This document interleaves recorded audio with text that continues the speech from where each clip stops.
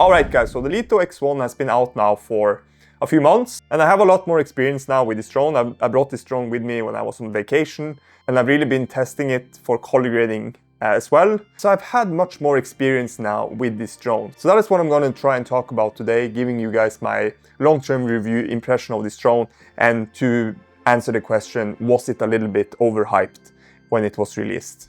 Alright, so the first thing I want to talk about is the things I've been really appreciating with this drone.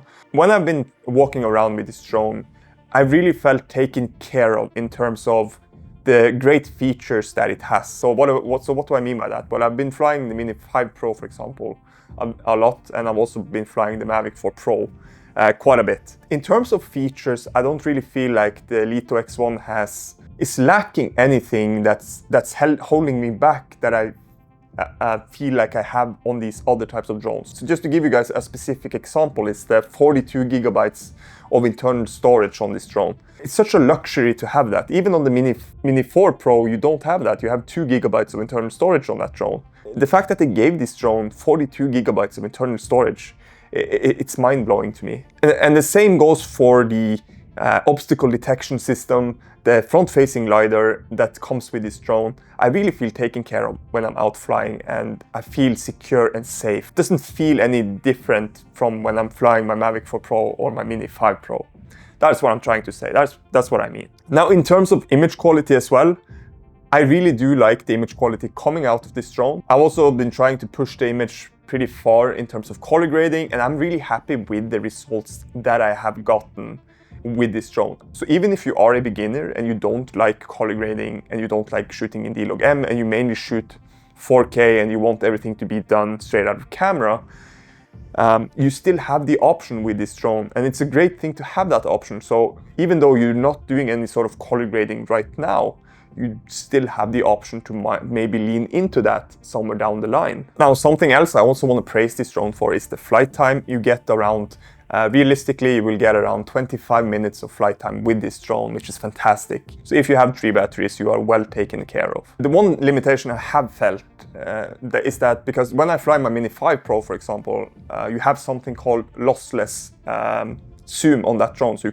which means that you can go up to 2 times and still preserve a lot of quality when you do that. On this drone, however, you don't have that feature where you can just go up to the 2 times and keep that much quality. That is kind of one limitation I felt a bit.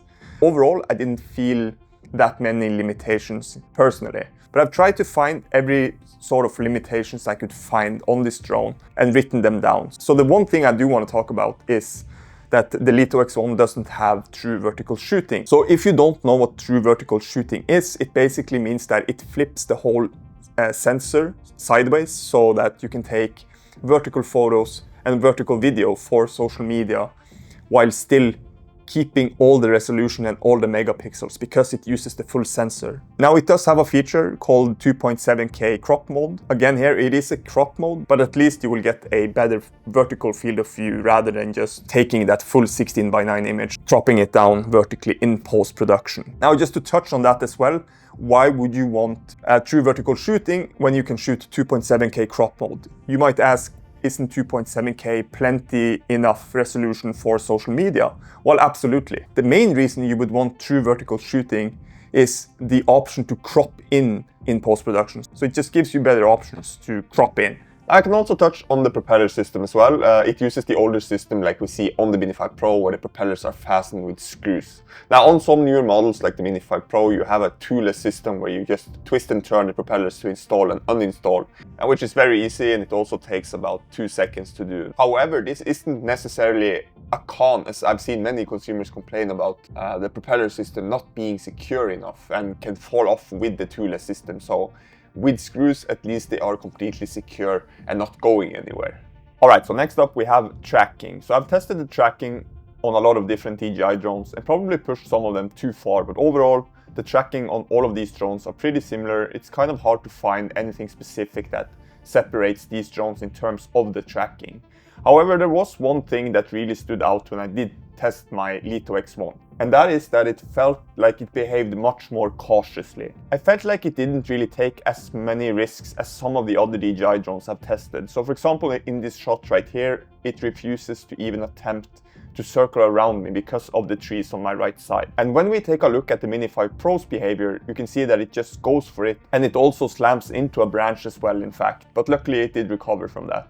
The same here in the forest, it was very cautious and careful with the tracking versus my Mini 5 Pro who just went for it. Now looking at the Mini 5 Pro in this scenario, it also looks extremely impressive. However, if I were to do the same thing again with the Mini 5 Pro, it could easily crash, so there is no guarantee that it does this every time. So I actually like that the Lito X1 doesn't really take as many risks. I wouldn't really call it a limitation. I think it is a good thing, and I think it will prevent a lot of crashes for a lot of people. But when it comes for tracking sideways or having the drone track you from the front, it isn't nearly as reliable as tracking you from behind.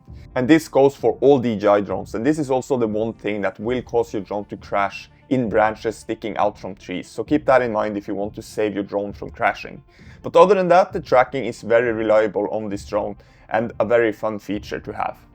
Now, another limitation I think it's worth mentioning is also the gimbal tilt range. The Lito X1 has a controllable tilt range of -90 degrees downwards and 40 degrees upwards. And this means that the Lito X1 is a little bit more limited to capturing upward tilt shots compared to a lot of other DJI drones. This might not be a big deal for some people, but it's definitely something that is quite noticeable if you're used to other DJI drones, being able to almost look straight up. Now, another limitation that I missed in my initial review of this drone was this drone is not capable of shooting 4K hyperlapses. It is limited to 1080p, but I do have a pretty good workaround for this, a cheat code if you may, and I'm gonna make a video on that pretty soon as well. Now, lastly, there's also some limitations to the photography side of this drone. So it does not have that free panel feature that you see on the Mini 5 Pro, that was introduced on the Mini 5 Pro, for example, and it's also a bit limited in terms of 5-shot brackets for photography as well,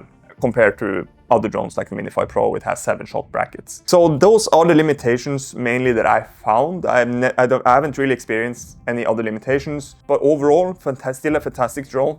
I don't think it's overhyped at all. I think it's worth all the hype it got. And the biggest pro for this drone is that it's so budget friendly. It really is also at the price gap where I think a lot of people can afford it. And the thing I like about this is that because it's so cheap, I think this drone caters towards a lot of beginners out there who's looking towards their first drone. And what I really like about this drone is that you're not only getting all the beginner-friendly features, you're actually getting a lot of higher-end professional features with this drone, like the LiDAR sensor, the 10-bit D-Log M, and you're also getting all of the intelligent flight modes that you see in all the other DJI drones. Great flight time, great internal storage. So overall, was this drone overhyped? Not at all, in my opinion. I think this drone is worth every hype, and I also think it deserves all the credit that it has gotten. Still a fantastic drone, and I still highly recommend it.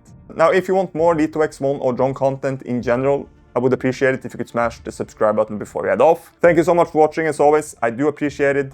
Feel free to drop a comment below and smash a like on the video. Take care, fly safe, and I'll see you guys in my next video.